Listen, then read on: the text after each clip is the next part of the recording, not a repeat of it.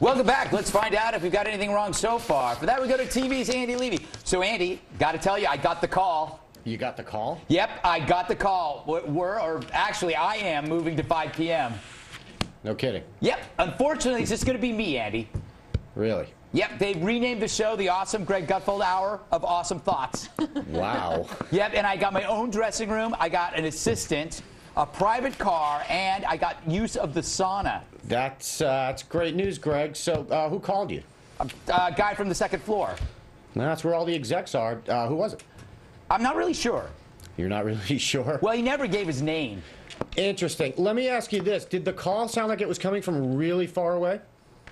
Well, kind of, I guess. Probably just some bad cell phone reception, AT&T, you know. Yeah, no, I'm sure that's it. I'm sure it wasn't somebody from the show who's on vacation maybe punking you.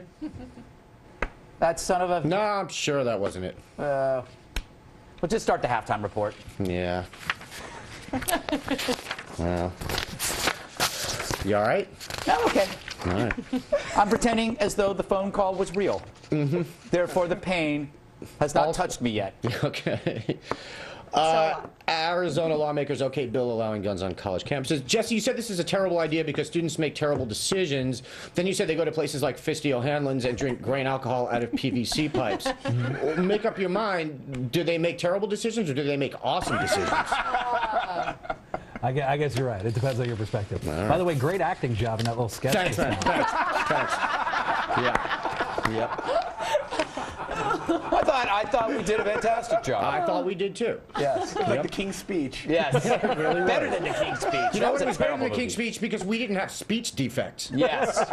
That's a terrible movie. Katie, you said when you were in college you didn't want to shoot anyone because your grade was bad. But I noticed your left eye kind of fluttered when you said that. In the business, we call that a tell. Oh, well, I'm not going to tell you. Yeah, okay. I'm going to keep that to myself. All right. John, you said if you want to be a student and you want to carry a gun, then enlist. Yes. Right? How about ROTC? I'm all for ROTC. Okay. Absolutely. Except on college campuses. You're all for ROTC, but you don't want them on college campuses. Right. Makes sense. You know what I like doing? They're everywhere else. ROTC? Look, if you want to be a Marine or you want to enlist in the Army, it's not that hard to find. Yeah, you just said you like ROTC, but you don't want it on college campuses. Yeah, that's exactly right. Right, ROTC sort of has to be on college campuses. Not necessarily. Yes. Really? Is that how you get onto ROTC? Yeah. There's not a ROTC store? He was out there. You know, it's interesting. At my college, I started the every Friday we'd have board games with them. We called it Yahtzee with ROTC. Really quite fun. So this quick question. You're a Columbia student, okay? You want to join the Army. ROTC's not on your campus. Right. You can't join ROTC.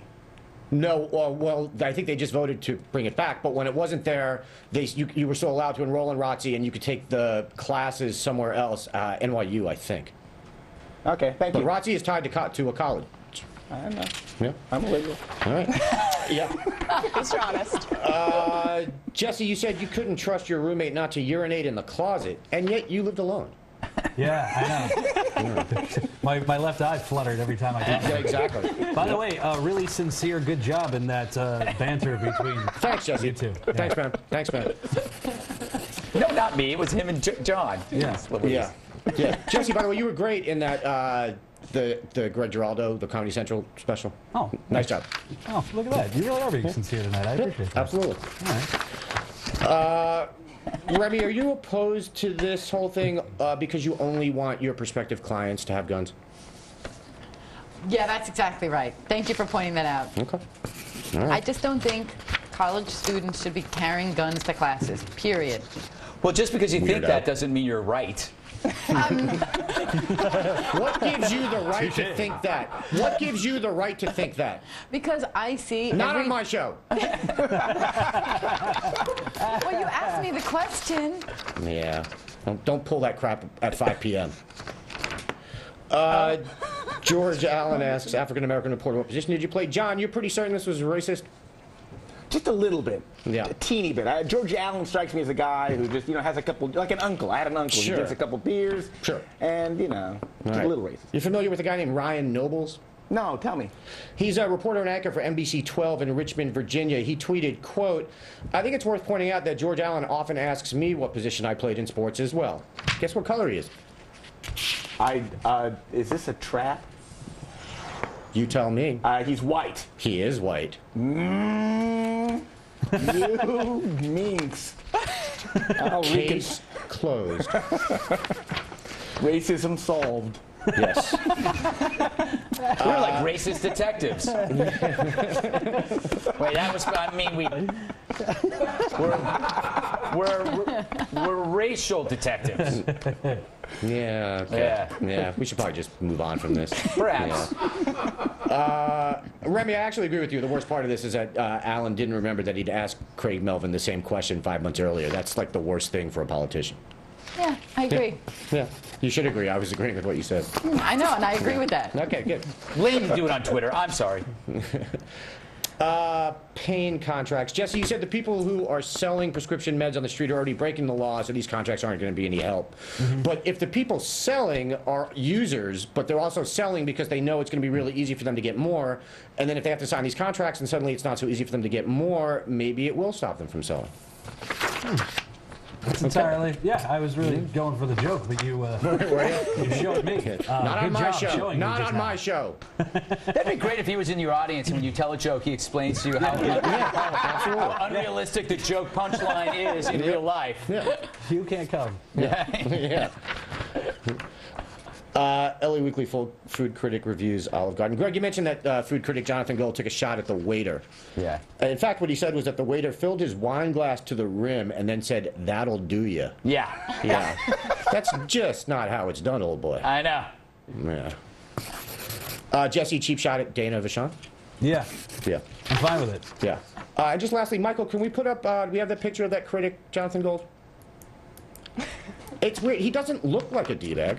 Does it? No. He doesn't. No.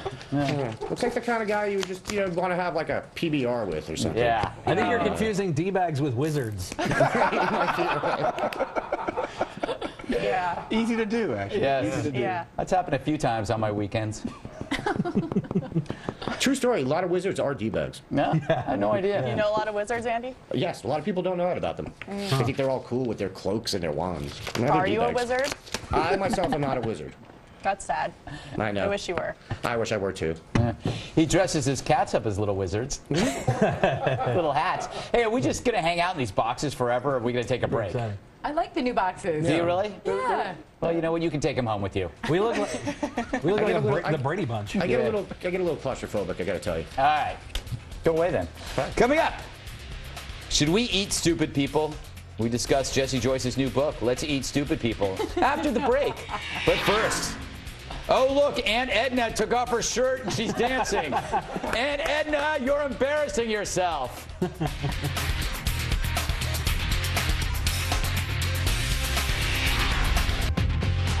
Is throwing all your dough all over the flow a real thing, yo? One player says, faux show. Wow. See, those urban classes are totally paying off. Yes, I speak of the act of making it rain, which in the hip-hop community describes the act of throwing money up in the air at strip clubs. In his new book, author Ben Westhoff describes how he set out to see if this really exists. Turns out it does happen, and it's not even that expensive. During a visit to a Texas strip club, Westhoff explains, quote, "Guys all over the room joined in, and soon money was everywhere. When the rainmakers were tapped out, the ladies scooped the cash into large red dish pans. Upon inspection, I saw that folks were tossing ones." Let's discuss this sexy story in the Lightning round.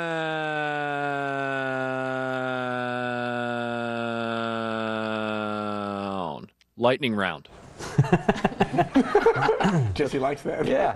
Jesse, do you think this issue was ripe for this kind of research? Somebody had to do this, correct? Why did they do an investigative journalism piece on the fact that rappers are irresponsible with money? Lil Wayne has $150,000 of diamonds in his teeth. Like, if your annual teeth cleaning involves a gemologist and a pawn shop, then your financial accountant should be able to punch you in the face. It's great. The idea, though, it's a great idea for a book. It's like taking every lyric or from any kind of cliche from a song and trying to figure out if it's real. You know, could you imagine how much time you'd be spending on a Queen song? Yeah. I don't know about that. Katie, I don't even know what I just meant there. How will this news change your life? I think this gives the meaning of dirty money a whole new meaning. Really? Yeah. What was the original meaning? I don't know. But it's definitely changed now. But these are the same guys who are like, don't mess with my money. So I don't think they're out there throwing their $100 bills. That is true. A myth. John, as a former stripper, did anyone ever make it rain while you were dancing? More, pee. They made it pee.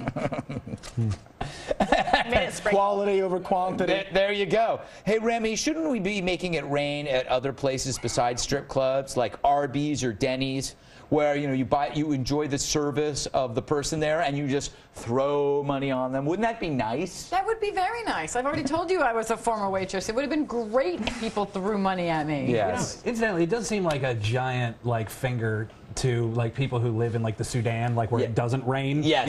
Yeah. First of all, they don't get actual rain, and there's these just d-bags in America who are throwing cash around. Yeah, calling it rain. It's like it's raining. Oh, man. I never looked at it that way. Yeah. I think if you use that perspective, we could probably get it banned. All right, next topic. Last night on American Idol, the best show on television, they continued its aging rocker fetish, this time with 63-year-old grandmother Iggy Pop. His rendition of Real Wild Child may have been my least favorite shirtless performance ever. You wild one, wild one, wild one.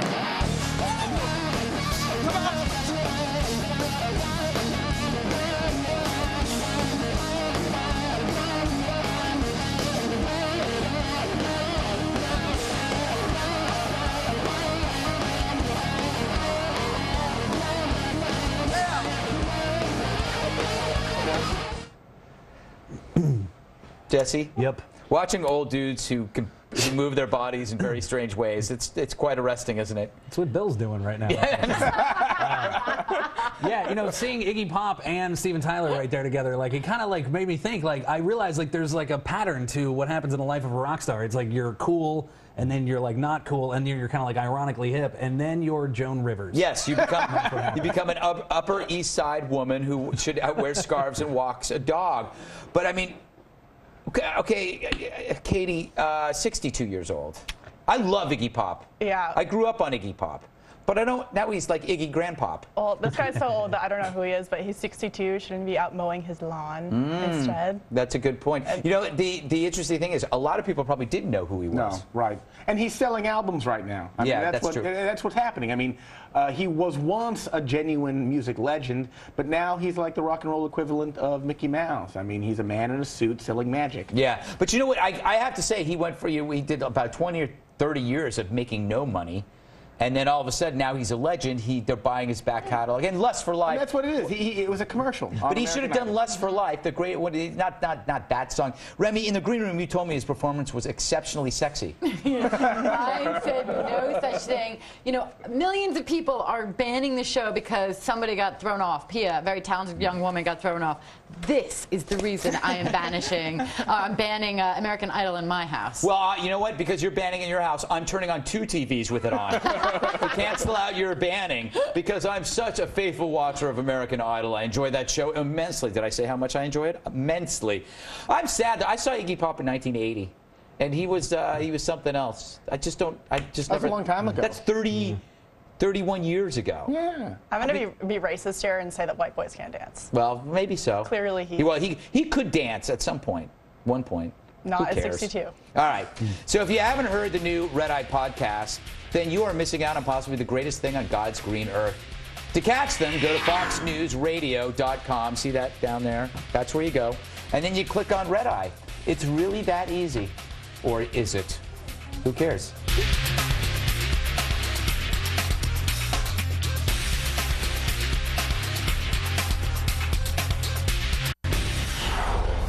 Now it's time for something we like to call our McCotter moment. McCotter moment. Now, you may know Thaddeus McCotter as the always bubbly Red Eye guest, or from his Food Network show, which is great. But he's also a congressman, and on Friday he spoke on the House floor about the budget battle. I'd like to start, Mr. Speaker, by thanking my Democratic colleagues this morning for disabusing me of an affliction. When I woke up, I found that I had a hankering to listen to Led Zeppelin, and I couldn't figure out why. This has happened before. So I was walking over here, and I'm like, wow, is it because there's been a communication breakdown between the parties? It's possible. It's possible. I said, is it because one of the nice senators is wearing a cashmere sweater? It's possible.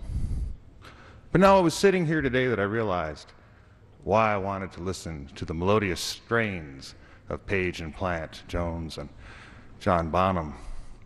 It's because for the Democratic Party, the song remains the same. Wow, he knows how to frame a debate. Don't you think? I'm listening. Yeah, I'm a big fan of Zeppelin myself. Love their album, Highway to Hell. What? Ooh. So last night I told you how much I enjoy a good rutabaga. Rutabaga. Whatever the hell I said, I don't know. But I also love charity. So let's get to the latest piece of art. This is called Volleyball Vixen from Planet Horn. It's based on someone I met a long time ago. We don't talk anymore. Actually, we never talked. It was purely physical. We nearly destroyed each other. Well, the winning bid comes from John Kavanaugh from Chicago, Illinois, who offers $1,255 for the artwork, beating his own previous bid of $1,000. Congrats, John. Send me the check, made out to Taps, and you will get the work of art. Now, here's the new art. I call it Hand Off to Horn. It's based on the star player of the Pluto State Uni's Sassafras Rainbow. In one game, he scored 400 touchdowns simply by lulling the other team to sleep with his magical roofie dust. He later experienced a career-ending injury, ending up addicted to pixie water, and died destitute, the target of abuse from a few strung-out Keebler elves. It's a beautiful picture. You have till Friday to get your bid in, so email your offer to redeye@foxnews.com to be considered.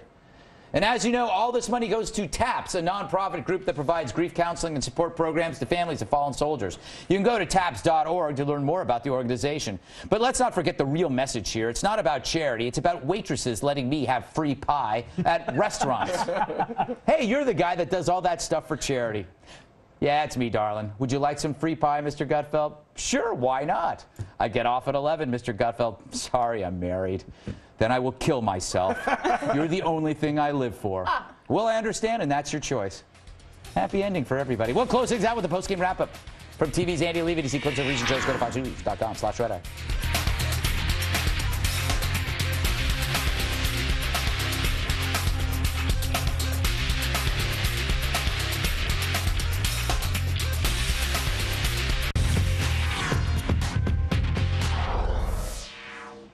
A few things before we go. You can catch me on Huckabee Saturday, actually the show, 8 p.m. Eastern Time. I'm not actually on top of Huckabee. That would be weird. And don't forget to watch us Saturday at 2 a.m. Eastern, 11 p.m. Pacific. A brand new Red Eye returns Monday. Guests include next week Diane Macedo, Jedediah Bula, Mike Baker, and Chris Cotter. Woo.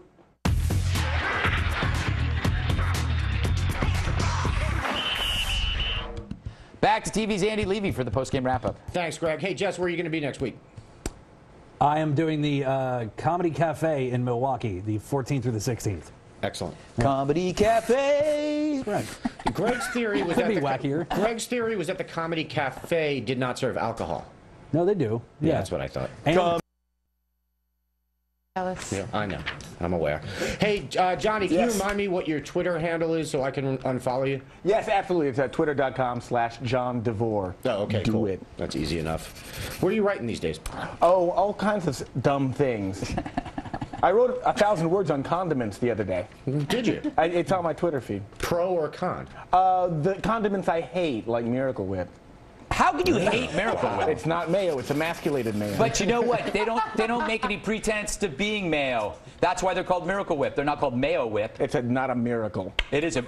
Excuse me. It's an It's an amazing. Miracle Whip is a miracle. You know what? Between your hatred for guns and Miracle Whip, John, you need to stay away from Middle America. Oh, right. I think we're ending the show. Okay.